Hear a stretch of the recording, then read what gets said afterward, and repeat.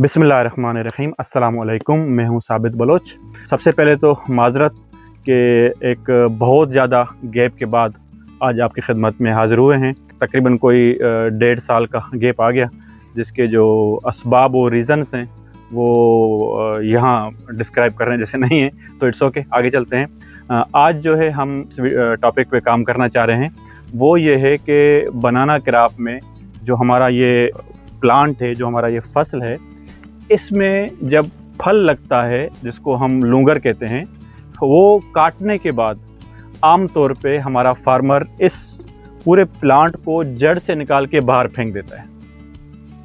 सबसे पहले जो प्रैक्टिस है हमारे फार्मर की, वो हमारे ज़मींदार की, हमारे किसान की, वो ये है कि हम इस पौधे को जिसमें से हमने फ्रूट उतार दिया है, निकाल लिया, उसको निकालने के बाद हम फ्रूट को बेच देते हैं मार्केट में, और इस पौधे को जड़ से निकाल कर हम बाहर फेंक देते हैं, क्योंकि ये पौधा फिर हमारे फार्मर के किसी काम का नहीं समझा जाता। हालांकि ऐसा नहीं है, ये पौधा बहुत ज़्यादा हमारे काम का है।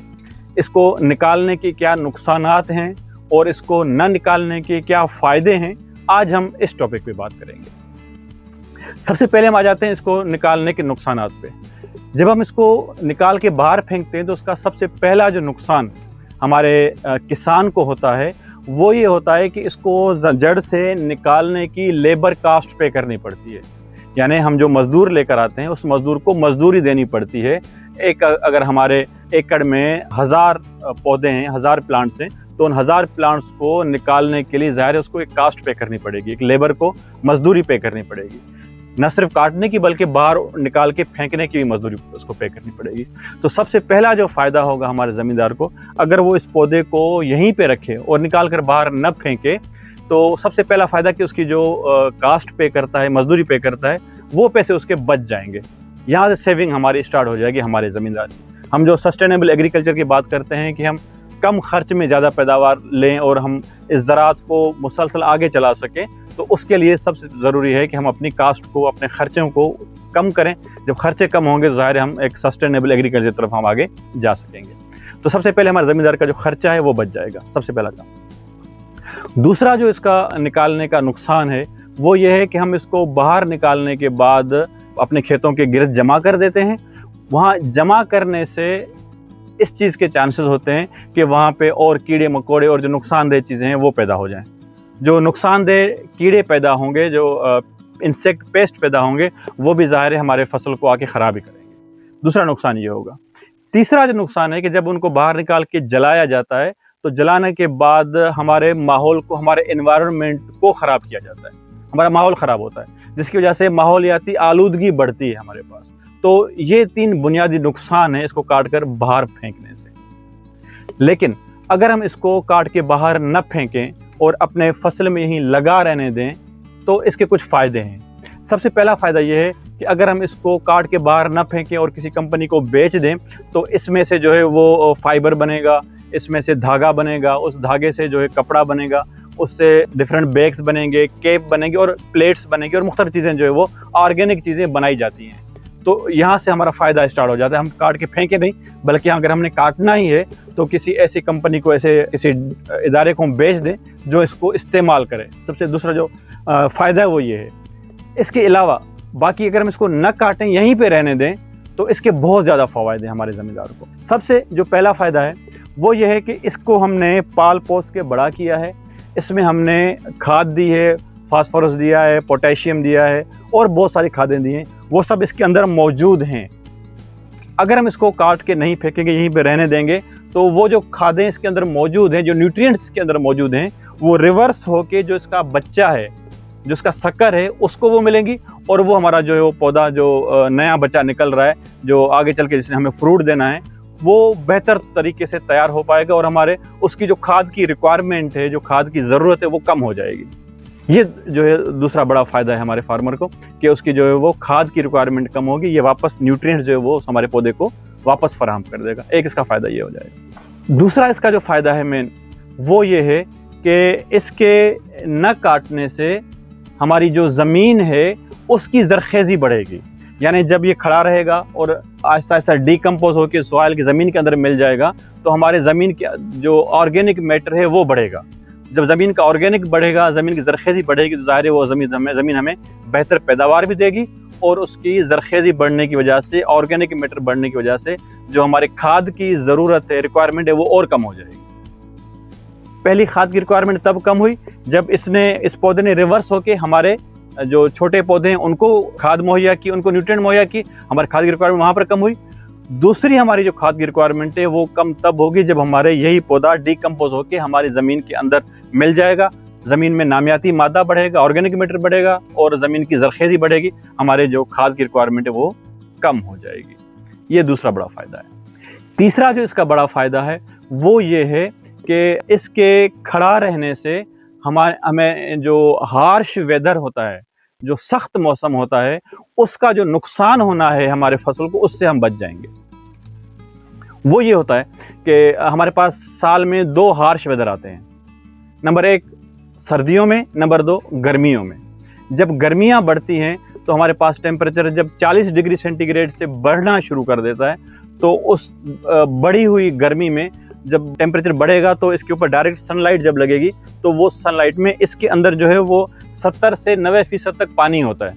वो हार्श टेम्परेचर जब बढ़ेगा तो इसके अंदर उस पानी में जो है वो उसको बॉयल करेगा, जिसकी वजह से इसमें बर्निंग होगी और ये पौधा हमारा जल जाएगा। नंबर 1। नंबर 2, जब सर्दियां होती हैं, सर्दियों में जब मौसम दिसंबर और जनवरी में 5 डिग्री सेंटीग्रेड से कम होता है, कोहरा पड़ता है, तो उस कोहरे की वजह से इसके अंदर जो पानी है वो फ्रीज होता है, फ्रीज होने की वजह से फिर बर्निंग होती है, तो ही हमारा पौधा जो है वो जलना शुरू हो जाता है। इन दोनों मौसमों में, इन दोनों सख्त और हार्श मौसम से बचाने के लिए ज़रूरी है कि हम इस प्लांट को खड़ा रखें, ताकि हमारे जो नीचे सक्कर्स हैं जिनने आगे चल के हमें फ्रूट देना है वो बच जाएं। असल में हमने उनको बचाना है। उनको बचाने के लिए इसकी हम कुर्बानी दें, क्योंकि इससे हम जो है वो फ्रूट ले चुके हैं।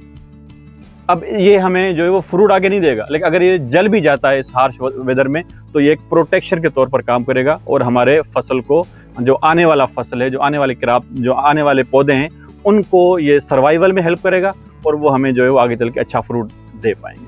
इसको जब हम पहले काट के फेंक दिया करते थे, उसके बाद थोड़ा और जब तरक्की हुई हमारे और अवेयरनेस बढ़ी, हमें मालूमात बढ़ी, तो फिर हमारे किसान भाई ने क्या किया कि इसको यहाँ से गर्दन से काट के हम जो है वो इसका ऊपर का हिस्सा फेंक देते थे और इसका बाकी जो ये तना है, जो सूडो स्टेम हम कहते हैं, ये यहीं पे बाकी रहता था और इसका जो ऊपर के जो लीव्स हैं, जो पत्ते हैं, हम काट के बाहर फेंक दिया करते थे।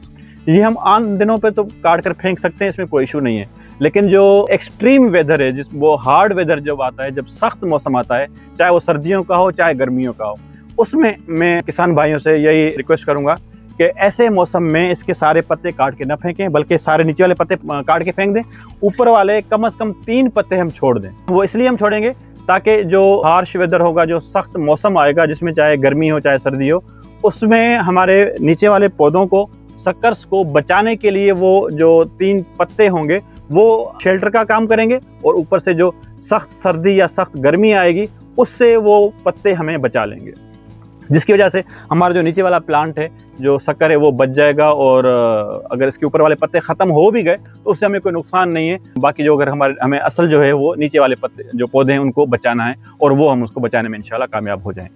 ये 3 जो है इसके बुनियादी फ़ायदे हो गए।